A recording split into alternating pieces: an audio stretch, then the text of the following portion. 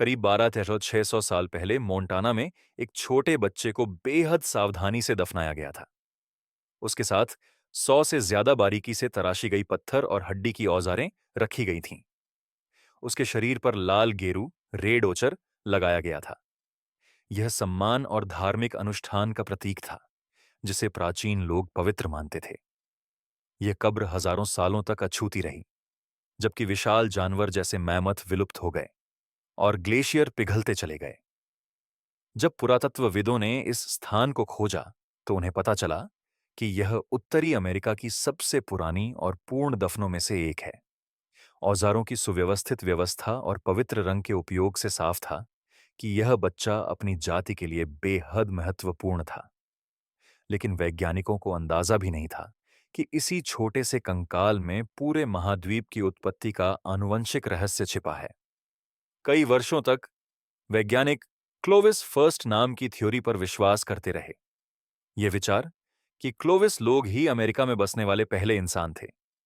वे अपनी विशिष्ट पत्थर की भालों की नोकों के लिए जाने जाते थे, जो पूरे उत्तरी अमेरिका में पाई गईं। लंबे समय तक किसी ने इस मान्यता पर सवाल नहीं उठाया, लेकिन जैसे जैसे नए पुरातात्विक स्थल खोजे गए, प्रमाण इस सिद्धांत से टकराने लगे। दक्षिण अमेरिका में इससे भी पुराने स्थल मिले, जो यह दिखाते थे कि इंसान वहां क्लोविस लोगों से पहले ही पहुंच चुके थे। दो महाद्वीपों में क्लोविस तकनीक का इतनी तेजी से फैलना भी असंभव लगने लगा। बाद में प्राचीन अवशेषों से प्राप्त डीएनए ने ऐसे आनुवंशिक पैटर्न दिखाए जो समय रेखा से मेल नहीं खाते थे। इन विरोधाभासों ने वह पहेली बनाई जिसे अब वैज्ञानिक क्लोविस समस्या कहते हैं। इसे सुलझाने के लिए हमें उस खोई हुई दुनिया में लौटना होगा जिसने कभी दो महाद्वीपों को जोड़ा था। एक दुनिया जिसका नाम था बेरिंगिया। अंतिम हिमयुग के दौरान समुद्र का स्तर इतना नीचे चला गया कि साइबेरिया और अलास्का के बीच एक विशाल भूभाग उभर आया। इस क्षेत्र को बेरिंगिया कहा गया। यह सिर्फ एक पुल नहीं था, बल्कि एक विशाल भूमि थी जहां लोग हजारों सालों तक रहे। ये छोटे छोटे समूह अपने एशियाई संबंधियों से अलग हो गए और उन्होंने अपनी अलग पहचान विकसित कर ली।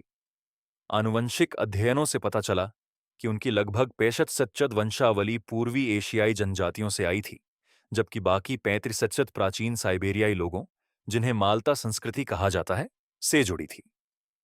यह अनोखा मिश्रण आज सभी मूल अमेरिकी जनजातियों में पाया जाने वाला विशिष्ट आनुवंशिक हस्ताक्षर बना। बेरिंगिया में जीवन कठिन था, लेकिन अलगाव ने इन्हें मजबूत, लचीला और अत्यधिक सहनशील बना दिया। जब बर्फ पिघली और रास्ते खुले, तो ये लोग तैयार थे और उनकी यात्रा ने दो महाद्वीपों का चेहरा हमेशा के लिए बदल दिया। लगभग 16,000 ईसा पूर्व जब ग्लेशियर पिघलने लगे, तो छोटे समूह दक्षिण की ओर बेरिंगिया से निकल पड़े, उन भूमि की ओर जो अभी तक मानवों के लिए नई थी।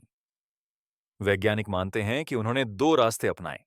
एक अंदरूनी मार्ग जो दो विशाल हिमचादरों के बीच खुला था, और दूसरा प्रशांत महासागर की तटरेखा के साथ, जहां लोग समुद्र के किनारे किनारे चलते या साधारण नौकाओं से द्वीपों के बीच यात्रा करते थे। आनुवंशिक अध्ययनों ने इन यात्राओं को मातृवंशीय डीएनए लाइनों, जिन्हें हैप्लोग्रुप कहा जाता है, के माध्यम से ट्रैक किया। आज के अधिकतर मूल अमेरिकी 5 मुख्य समूहों A2, B2, C1, D1 और X2 ए में आते हैं, जो प्रवास के हर पड़ाव का निशान है। इनमें से D4S3A नामक एक दुर्लभ वंश विशेष रूप से तटीय यात्रियों से जुड़ा पाया गया है, जिन्होंने तेजी से दक्षिण की ओर रुख किया। यही दुर्लभ मातृवंशीय रेखा हजारों मील दूर मोंटाना में एक छोटे बच्चे की कब्र में फिर दिखाई दी। साल 2014 में वैज्ञानिकों ने उस बच्चे, जिसे एंजिक 1 कहा गया, का डीएनए सफलतापूर्वक पढ़ा, और इस खोज ने शुरुआती प्रवासों के बारे में हमारी समझ पूरी तरह बदल दी। उसके जीनोम ने दिखाया कि उसके अंदर D4H3A नामक दुर्लभ मातृवंशीय रेखा थी, जो पहले तटीय यात्रियों से जुड़ी थी, और QL44 पितृवंशीय रेखा थी, जिसने आगे चलकर अधिकांश मूल अमेरिकी पुरुषों की आनुवंशिक पहचान बनाई। आश्चर्यजनक रूप से उसके जीन मध्य और दक्षिण अमेरिकी जनसंख्या से अधिक मेल खाते थे, न कि उत्तरी समूहों से। इसका मतलब था कि क्लोविस लोग शुरुआती प्रवासी लहर का हिस्सा थे, जो तेजी से दक्षिण की ओर बढ़ी। समय के साथ ये समूह अलग अलग क्षेत्रों में बंट गए और अपनी विशिष्ट आनुवंशिक व सांस्कृतिक पहचान विकसित की। यह खोज साबित करती है कि क्लोविस लोग अमेरिका के पहले इंसान नहीं थे, बल्कि उन शुरुआती शाखाओं में से एक थे जिन्होंने दोनों महाद्वीपों में बसावट फैलाई। लेकिन आखिर ये क्लोविस लोग कौन थे? शिकारी, कलाकार या हिमयुग के इंजीनियर? क्लोविस लोग औजार बनाने में निपुण थे और उन्होंने पत्थर के सबसे उत्कृष्ट हथियारों में से कुछ बनाए। उनकी भालों की नोकें, जिन्हें क्लोविस पॉइंट कहा जाता है, बड़ी सावधानी से तराशी जाती थीं, जिनमें लंबी नालियां दोनों ओर से ऊपर तक जाती थीं, ताकि वे लकड़ी के डंडों पर मजबूती से फिट हो सकें। ये औजार अत्यंत तेज और संतुलित थे, जो उनकी असाधारण दक्षता का प्रमाण थे। उनकी संस्कृति के प्रमाण प्रमुख स्थलों जैसे Blackwater Draw, New Mexico, Dent, Colorado और गॉल्ट, टेक्सास में मिले हैं।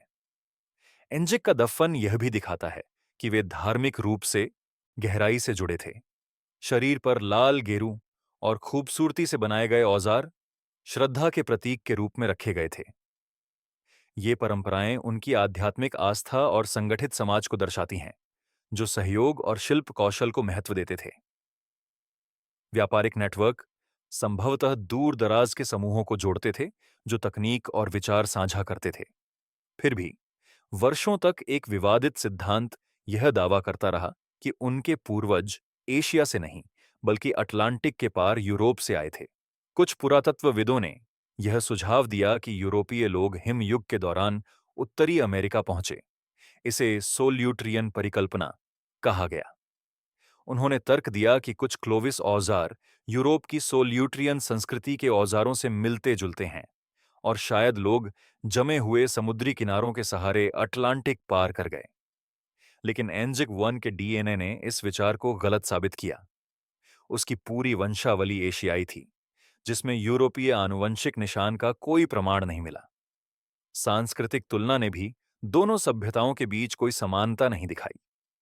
अटलांटिक का रहस्य सुलझ गया, लेकिन एक और सवाल बाकी रहा। आखिर क्लोविस लोग इतने अचानक कैसे गायब हो गए? लगभग 10,800 ईसा पूर्व पृथ्वी का तापमान अचानक फिर गिर गया। इस काल को यंगर ड्राइस कहा जाता है। तापमान में तेज गिरावट से धरती का स्वरूप और जीव जंतु बदल गए। कुछ वैज्ञानिकों का मानना है कि किसी धूमकेतु के टकराव या विस्फोट से यह परिवर्तन हुआ, जिसके प्रमाण कई क्लोविस स्थलों पर मिली पतली काली राख की परत में दिखे।